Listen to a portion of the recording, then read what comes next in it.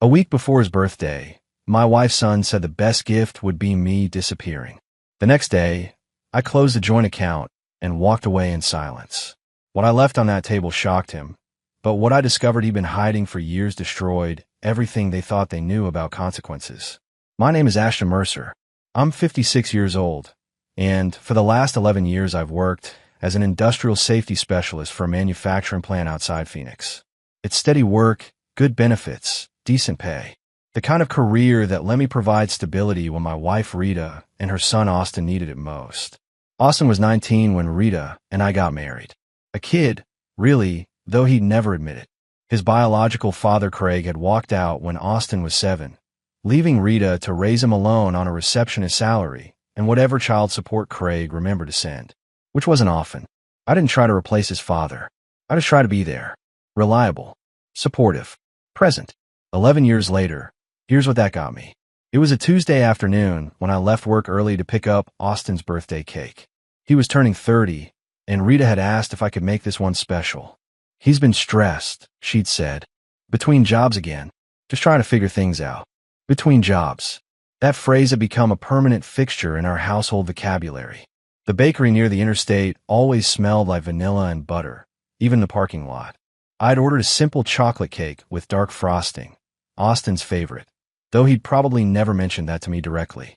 I paid, carried it carefully to my truck, and drove home with the AC on low so the frosting wouldn't melt.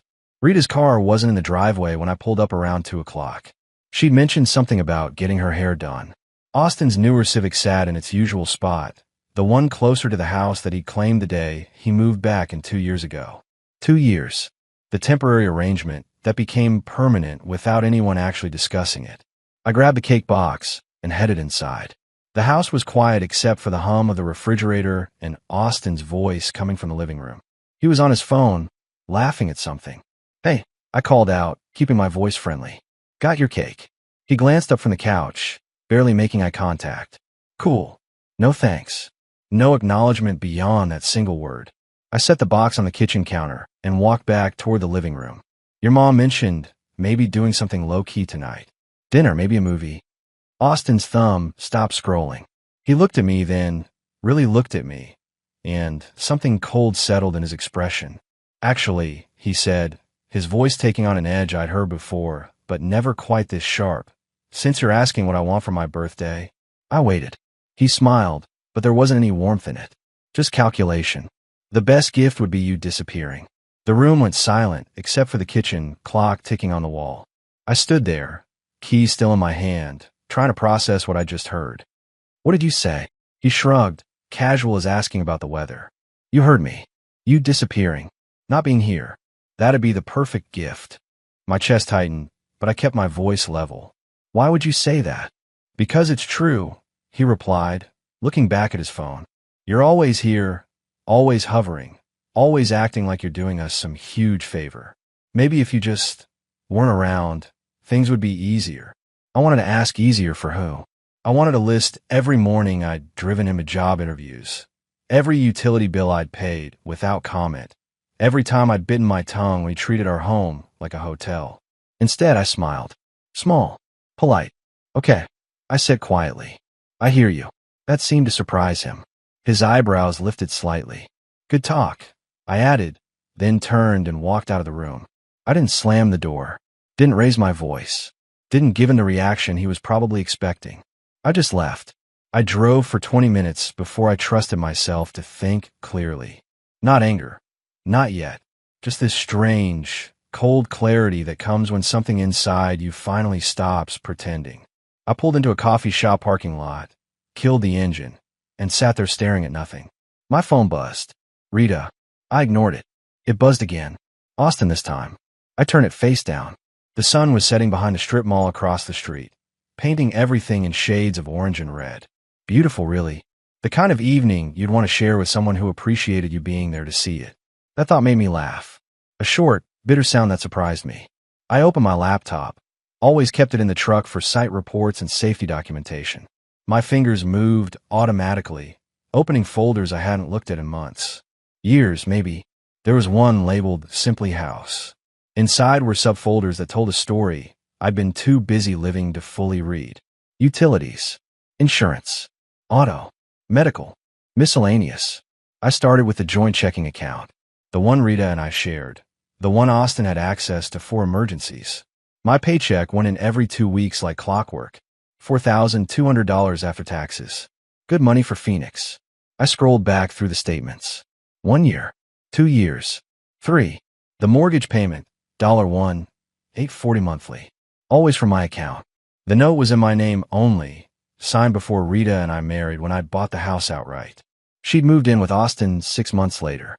Electric, water, internet, trash service. My account. Every month. Without fail. I opened the auto folder. Austin's car payment, $3.80 monthly. I'd co-signed when he swore he'd landed a steady job at a logistics company. That was 2 years ago. The job had lasted 90 days. The payments hadn't stopped coming out of my account.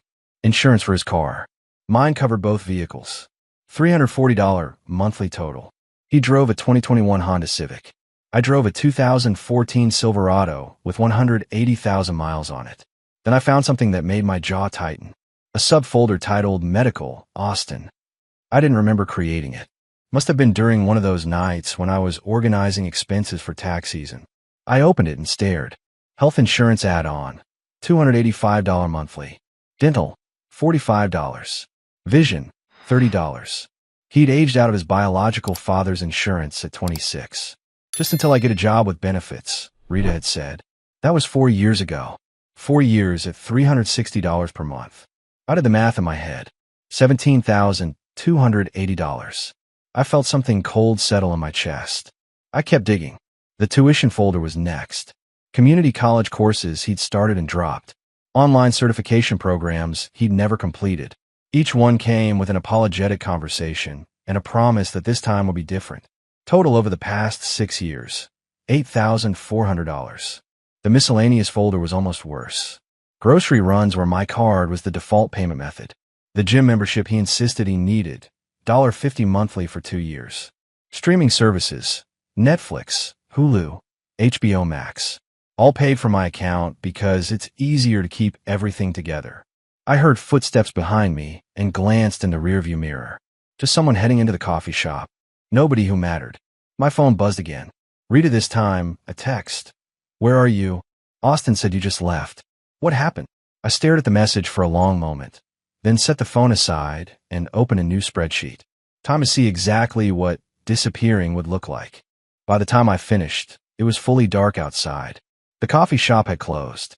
The parking lot was empty except for my truck. The number at the bottom of the spreadsheet glowed on my screen. $127,340. That's what the last 6 years had cost me. Not just in money, but in every bill I'd paid without question, every expense I'd covered without complaint, every time I told myself it was temporary.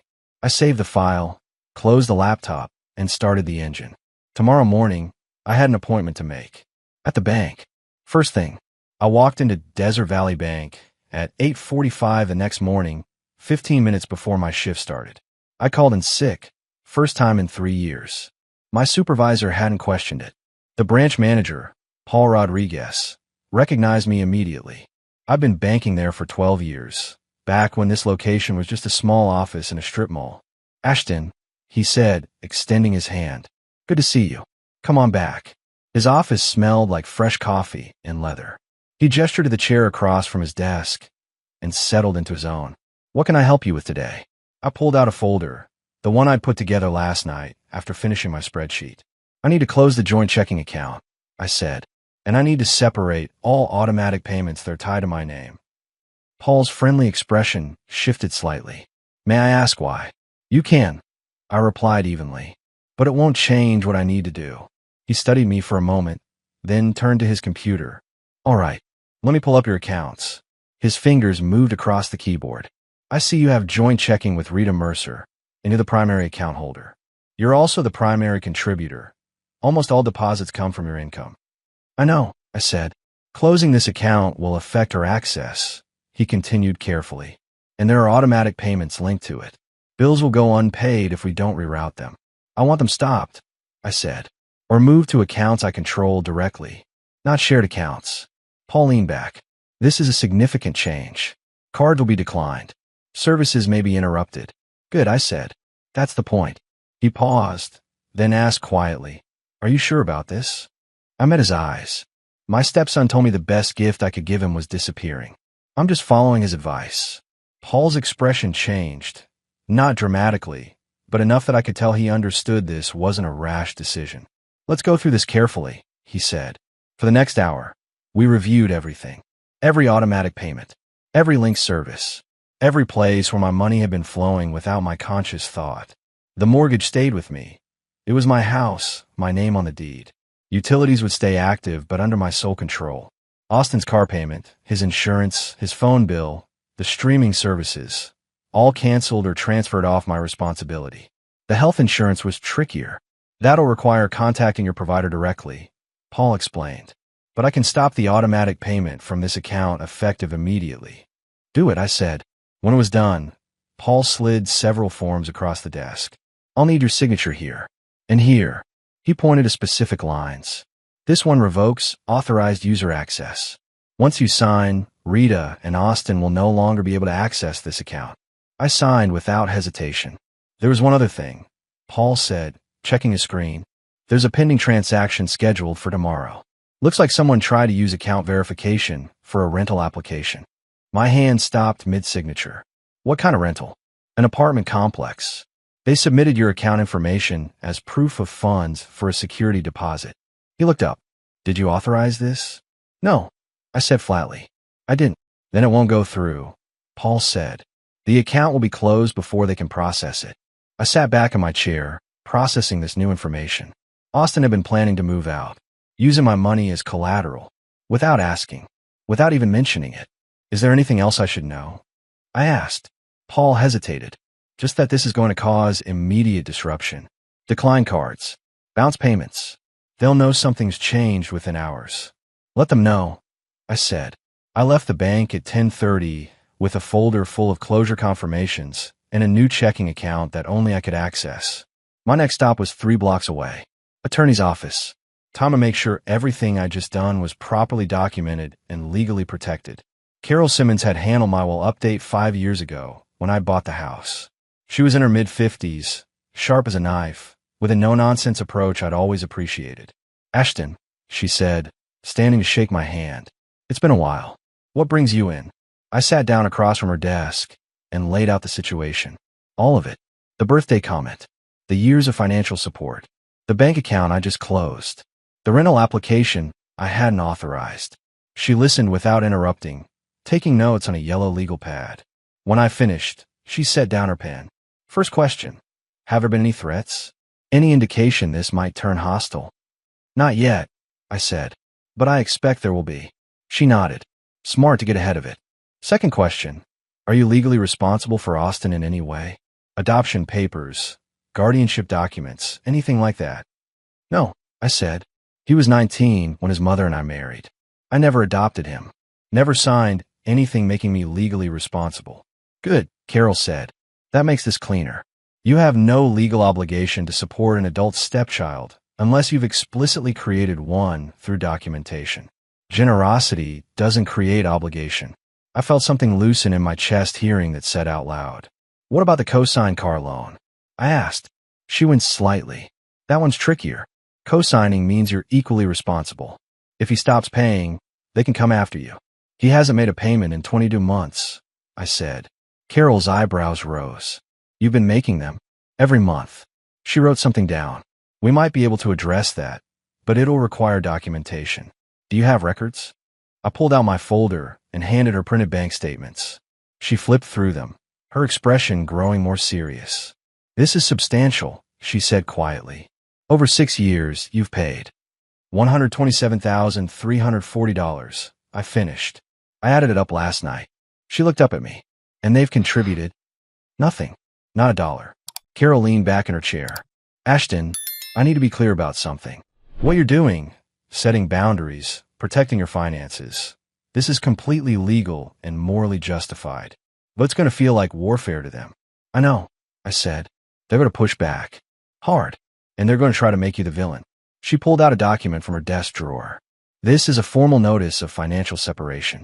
It outlines that you're no longer financially responsible for Austin's expenses, that any shared accounts have been closed, and that future financial arrangements require written agreements. She slid it across the desk. You don't have to use it. But if things escalate, and I think they will, having this documented protects you. It creates a paper trail showing this was deliberate, measured, and legally sound. I took the document and read it carefully. It was exactly what I needed. Clear, factual, unemotional. I'll take it, I said. One more thing, Carol added. Change your passwords. All of them. Bank accounts, email, phone, everything. And check your credit report. Make sure nothing's been opened in your name without your knowledge. That thought hadn't even occurred to me. You think he'd do that? I think desperate people do desperate things, she said. And when you cut off someone who's been dependent on you for years, they get desperate fast. I left Carol's office at noon with the formal notice folded in my jacket pocket and a list of things to do. Change passwords. Check credit report. Document everything. But first, I had one more stop to make. Home. While no one else was there, I needed to get my things. And I needed to leave something behind. On the kitchen table, right where the birthday cake had been. The envelope was already prepared. Inside were account closure notices, the spreadsheet showing exactly what I've been paying for years, and one handwritten note. You asked me to disappear. This is what that looks like. Everything here is factual. Nothing is meant to hurt, only to be honest. I placed it in the center of the table, weighted it down with my house keys, the spare set, and walked upstairs to pack a bag. I didn't take much. Clothes, toiletries, my laptop, a few personal items. I left behind everything that connected me to the life I've been living for the past 11 years. The furniture I'd helped pick out, the TV I'd mounted, the tools in the garage. None of it mattered anymore. What mattered was reclaiming what was mine, starting with my dignity. I walked out at 1:30 in the afternoon, locked the door behind me, and drove away. By the time Rita and Austin came home that evening, I was already checked into an extended stay hotel across town, and my phone was off. The voicemail started at 6:47 p.m. I listened to them the next morning over hotel coffee that tasted like burnt cardboard. First was Rita, her voice tight. Where are you? The bank called. They said the account is closed. What's going on? Call me back. Second message. Austin, angrier. What did you do? My car got declined at the gas station. This isn't funny. Call me. Third, Rita again. Ashton, this is serious. Austin's insurance got canceled. The internet's shut off. You need to come home and fix this. Fix this. Those words again. I deleted them all and opened my laptop instead. Carol had told me to check my credit report. I'd done that last night. Everything clean, thank God. But her other advice kept nagging at me. Document everything. I started with photos. I had years of them on my phone, backed up to the cloud. Family dinners. Holidays. The truck I'd helped Austin move with 3 years ago. That's when I noticed something in one of the photos from that move. In the background of his old apartment, stacked against the wall, was my grandfather's toolbox. The red Craftsman chest I'd inherited when he passed. I zoomed in. Definitely mine. I remembered setting it in the garage when I moved into the house, right next to my father's drill press. When had Austin borrowed it? I didn't remember him asking. I scrolled through more photos. A birthday party from 2 years ago. There in the corner of one shot, my father's vintage record player, the one he'd given me before he died. I kept on a shelf in my home office. I noticed it was gone last year, but Rita had said Austin must have moved it somewhere safe during spring cleaning. My hand started shaking. I opened a new browser tab and typed Craigslist Phoenix tools. It took me 15 minutes of scrolling before I found it. Posted 3 months ago. Vintage Craftsman tool chest, excellent condition, $400 OBEO. Serious inquiries only. The photo showed my grandfather's toolbox. Same dent on the left corner. Same stickers I put on it in high school. Seller's name, A. Palmer. Palmer was Rita's maiden name. The name Austin still used. I kept searching. Another listing, 7 months old. Vintage record player, 1970s, works great, $150. My father's record player. My chest felt tight. I searched sold listings, expanded the date range. Pneumatic drill set, my uncle's, that he'd left me, $275. Sold 10 months ago. Fishing gear, my collection from 20 years of trips to Roosevelt Lake, $180. Sold a year ago. My grandfather's coin collection. The one in the leather binder he'd started in 1952. Listed for $600. Sold 14 months ago. I sat back, staring at the screen, and did the math. Over $2,000 worth of my property. Things with sentimental value I couldn't put a price on. Sold on Craigslist like they were his to sell. How many other things were gone that I hadn't noticed yet? I grabbed my keys and drove to the house. Rita's car was gone. Wednesday. She always had lunch with her sister. Austin's Civic sat in the driveway. I let myself in quietly. The envelope was still on the table, unopened. I went straight to the garage. My grandfather's toolbox gone. My uncle's drill press gone. The camping gear I bought before Rita and I were married gone. I walked upstairs to my office. The shelves where I'd kept my father's things looked bare. Books missing. The humidor my dad had given me. Empty space where it had been. I checked the closet in the spare bedroom. The vintage baseball cards I collected since I was 12, stored in boxes, gone. My hands curled into fists. Not from anger. From something colder. He'd been stealing from me for years. Piece by piece. Selling my memories to fund whatever he needed that week. And Rita had either known or hadn't cared enough to stop him. I pulled out my phone and took pictures of every empty space. Documentation, like Carol had said. Then I heard footsteps downstairs. Hello. Austin's voice called out. Who's here? I walked to the top of the stairs. He was standing in the entryway, holding a fast food bag, frozen when he saw me. What are you doing here? He demanded. I live here, I said evenly. Or did you forget? His jaw tightened. Mom said you left. I did, I replied. I came back for something. What? I descended the stairs slowly. Where's my grandfather's toolbox, Austin? His face went carefully blank. What? The red Craftsman chest.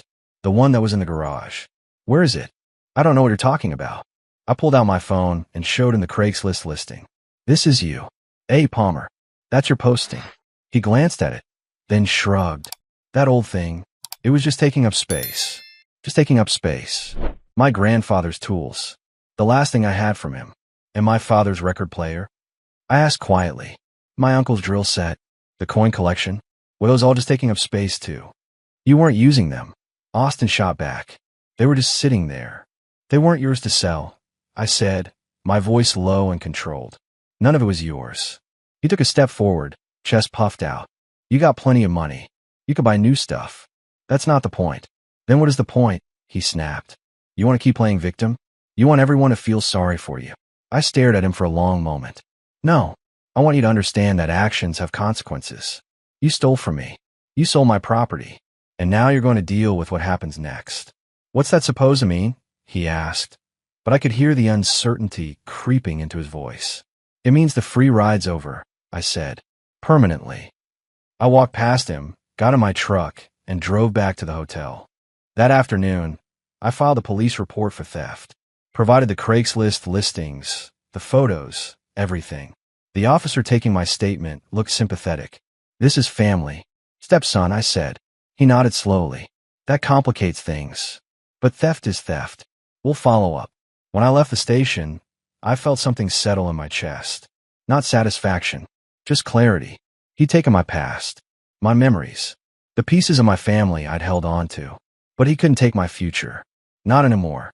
The call came 2 days later. Friday afternoon. I was reviewing safety reports at my desk when my phone rang. Unknown number. Ashton Mercer? A woman's voice asked. Speaking. This is Jennifer Torres from Phoenix Family Court. I'm calling regarding Austin Palmer. My stomach dropped. What about him? We have a child support case filed here. You're listed as a party of interest because you've been making payments on Mr. Palmer's behalf. I set down my pen. I think there's been a mistake. I haven't made any child support payments. There was a pause. According to our records, automatic payments have been coming from an account ending in 4782. That's your account number, correct? It was, or it had been, before I closed it. What payments? I asked carefully. Monthly child support payments of $380. They've been consistent for the past 4 years. $380. The exact amount of Austin's car payment. There's a child. I asked. Another pause. You didn't know? No, I said flatly. I didn't know. Jennifer's voice softened slightly. Mr. Palmer has a daughter. She's 4 years old. He was ordered to pay support 4 years ago when paternity was established. The mother, Kayla Frost, filed modification papers last week because the payments stopped. I closed my eyes. For years, Austin had a 6-year-old daughter, and I've been paying for her without knowing it. What address do you have for those payments? I asked. She gave me the routing information. It matched the joint account I closed, the one Austin had access to, the one he'd set up automatic transfers from without telling me. Ms. Torres, I said slowly, I closed that account this week. I had no knowledge of this child or these payments. I was under the impression I was paying for Austin's car. I see, she said. There was typing in the background. Do you wish to continue making these payments? No, I said. I'm not legally responsible for Austin's child support. That's his obligation. Understood. I'll note that in the file. The account will be flagged as closed, and Mr. Palmer will need to make other arrangements. Thank you for your time. She hung up. I sat there staring at my computer screen, not seeing it. Austin had a daughter, 6 years old. He'd hidden her existence from everyone in our family for 6 years, and he'd been using my money to pay for her, not from guilt or responsibility, from convenience. My phone rang again. Rita this time. I answered. You need to come home, Rita said immediately. Her voice was shaking. Austin just told me something important. About his daughter? I asked. Silence. Then, I just found out, I said. From the family court. Because the child support payments I didn't know I was making have stopped. Ashton, Rita started. Did you know? I interrupted. Not until today, Rita said quickly. He just told me. He was scared. He didn't know how to. He knew how to set up automatic payments from my account. I cut in. He knew how to hide it for 4 years. He just didn't know how to be honest.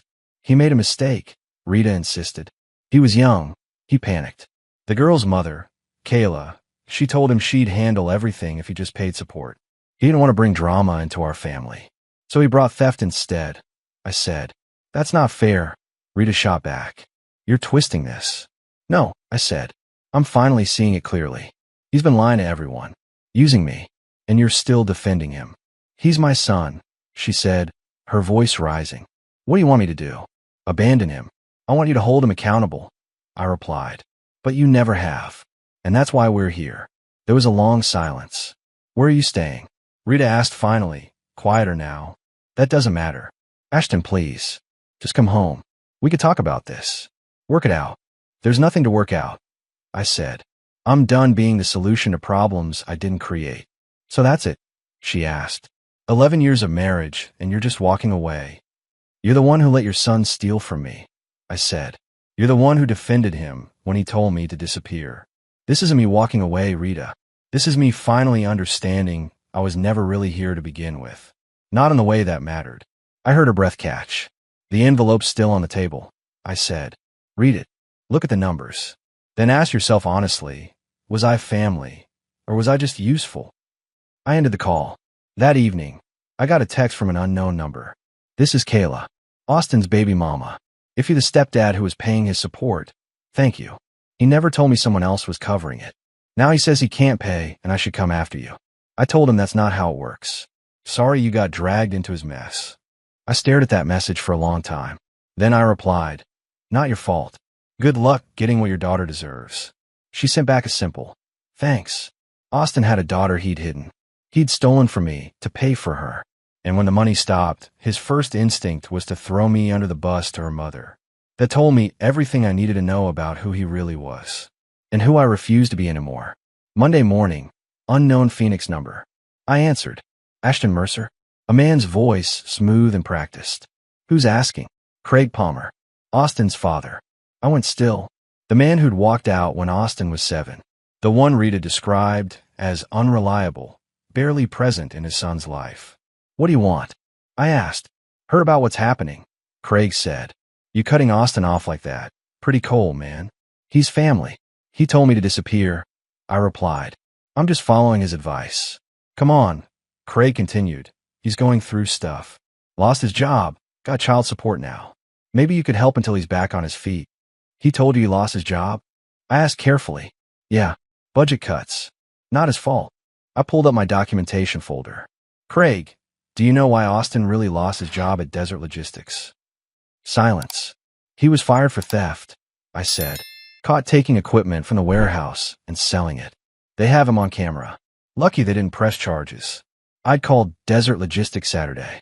Their HR manager had been very clear about the termination. How do you? Craig started.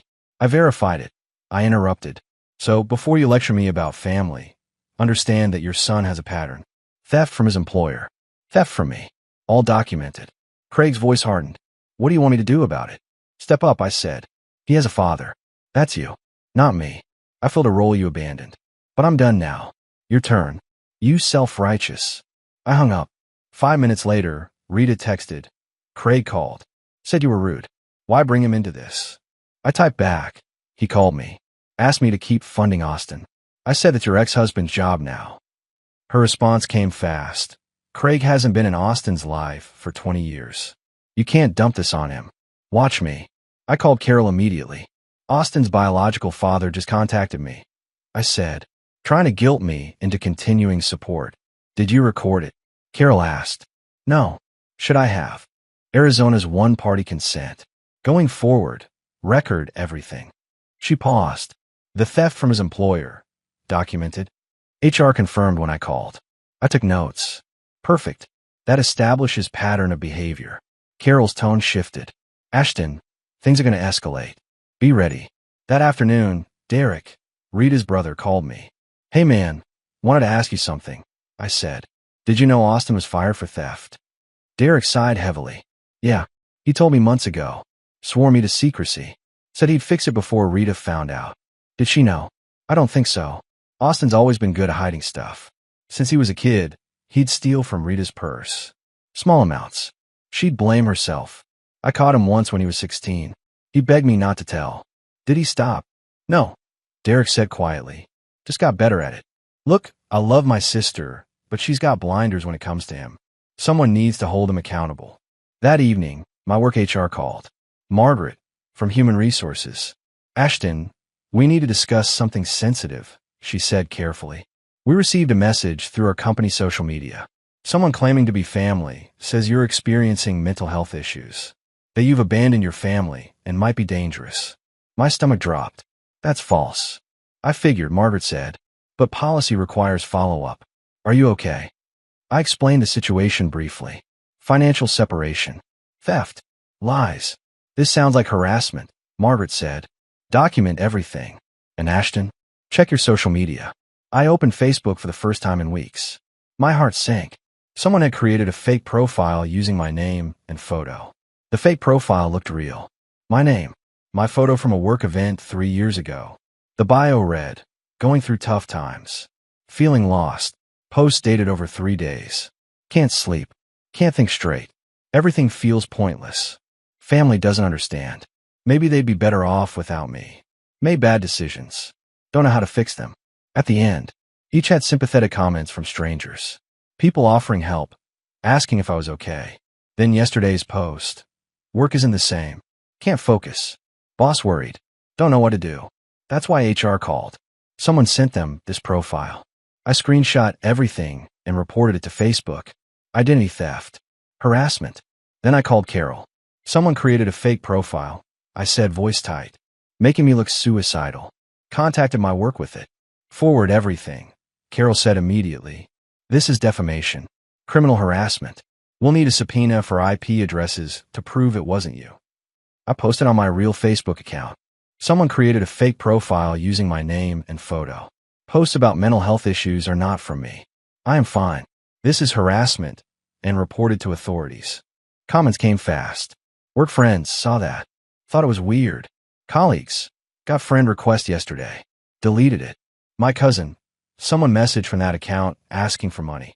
Asking for money. My jaw clenched. I call my bank. I need a freeze on all accounts. Possible fraud using my identity. Then called Phoenix Police, added to my existing report. Identity theft. Online impersonation. That evening, message from Austin's account. I don't know what you're talking about. I didn't make any fake profile. You're paranoid. This is why everyone's worried. I screenshot it and send to Carol. Her response.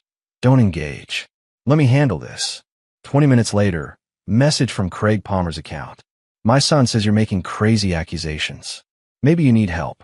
Mental health is serious. No shame in admitting you're struggling. I stare at that message. Craig and Austin, working together, building a narrative that I was unstable. Why? Then I understood. If they convinced people I was mentally ill, they could discredit everything. The theft, lies, abuse, all dismissed as paranoid delusions.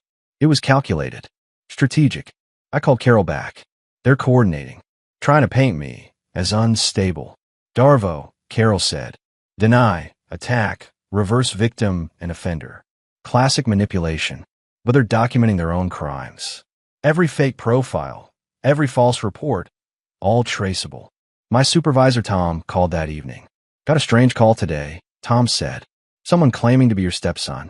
Said you're having a crisis, that you might cause problems at work. Tom, I'm not having crisis, I said steadily. I'm being harassed because I stopped paying his bills. Everything he said is a lie. Figured, Tom said. You've been solid 3 years. Just needed to hear it from you. And Ashton? Document everything. My ex tried this during our divorce. Backfired when truth came out. After hanging up, I listed everyone contacted. Work, family, Facebook friends. Austin was destroying my reputation systematically, trying to isolate me, make me look unstable so no one would believe my truth.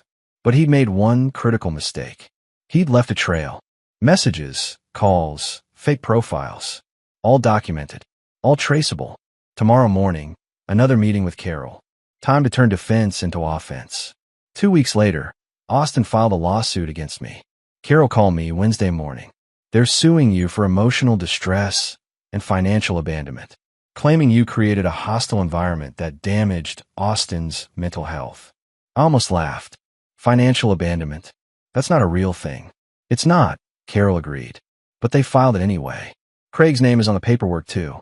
He's claiming parental alienation. Says you interfered with his relationship with Austin. He hasn't had a relationship with Austin for 23 years, I said. I know. This lawsuit is frivolous. But we still have to respond. Carol's tone shifted. Here's the good news. In discovery, they'll have to provide financial records, bank statements, tax returns, all the things they don't want us to see. What do you mean? I mean, we're going to find out exactly where your money went, Carol said. Every dollar. And we're filing a countersuit. Theft, fraud, defamation, everything. The court date was set for 6 weeks out. In the meantime, Carol subpoenaed everything. Austin's bank records, his online selling accounts, his credit card statements. What we found was worse than I'd imagined. Over the past 3 years, Austin had sold over $8,000 worth of my property. Tools, collectibles, family heirlooms. Everything documented on Craigslist, Facebook Marketplace, eBay. He'd also taken out 3 payday loans using my address. Never paid them back. Collection agencies had been calling the house for months. And the fraudulent use of my account for his rental application? That apartment he'd been planning to move and it cost $1,800 monthly. He told the landlord he made $65,000 annually. His actual income last year? $11,400. He was going to rent an apartment he couldn't afford using your money as collateral, Carol explained. When he couldn't pay, you'd either bail him out or his credit would tank. Except he doesn't care about credit because he's never paid for anything himself. We also discovered something about Craig. He'd been in contact with Austin for 6 months before showing up. Text messages showed they'd been planning something. Craig's message from 2 months ago. When he cuts you off, play victim. Make him look unstable. I'll back you up. We can get a lawyer. Say he owes you for emotional damages. Austin's response. You think that'll work? Craig. Work with my last ex got $15,000 settlement. Easy money. They'd been running a con. Together. Carol filed for sanctions. This is fraud on the court. They planned this lawsuit as extortion. The judge agreed. Austin in Craig's case was dismissed with prejudice, meaning they couldn't refile. Then our countersuit went forward. At the hearing, Austin showed up in a borrowed suit, looking nervous. Craig sat beside him, suddenly quiet without his swagger. Carol presented everything. The stolen property listings. The fake profile IP addresses traced to Austin's phone. The fraudulent rental application. The text messages between Craig and Austin planning the lawsuit. Austin's attorney, a public defender who looked exhausted, tried arguing that Austin was young and made mistakes. Your Honor, Carol said, the defendant is 30 years old. He systematically stole from my client for years. He committed identity theft. He attempted fraud. These aren't mistakes. This is a pattern of criminal behavior. The judge reviewed the evidence for what felt like hours. Finally, he looked up. Mr. Palmer, I'm ordering you to pay restitution of $8,000 for the stolen property. I'm also granting a permanent restraining order. You are not to contact Mr. Mercer or come within 500 feet of his residence or workplace. Austin's face went pale. As for Mr. Craig Palmer, the judge continued, you're included in this restraining order. Your text messages show clear intent to defraud. If either of you violate this order, you'll face criminal charges. Craig started to protest. The judge cut him off. We're done here. Outside the courthouse, Carol turned to me. It's over. You won. But I didn't feel victorious. Just tired. That evening, I got an email from Rita. First contact in 3 weeks. I read the court documents. I didn't know about most of this. I'm sorry. I stared at that message for a long time. Then I typed back. I believe you didn't know everything. But you knew enough. You chose to look away. That was your choice. This is mine. I hit send and closed my laptop. Tomorrow, I'd start looking for my own place. Something small. Something mine. The hotel had served its purpose. But it was time to build something permanent. Something no one could take from me. 4 months later, I stood in the driveway of my new townhouse in Scottsdale. 2 bedrooms, small garage, quiet neighborhood. The deed had my name only. The moving truck had left an hour ago. Boxes filled the living room, but they were all mine.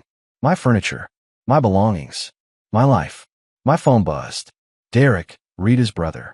Hey man, heard you closed on a place. Congrats. Thanks, I said. It's good to have my own space. Listen, Derek said, I want to tell you something.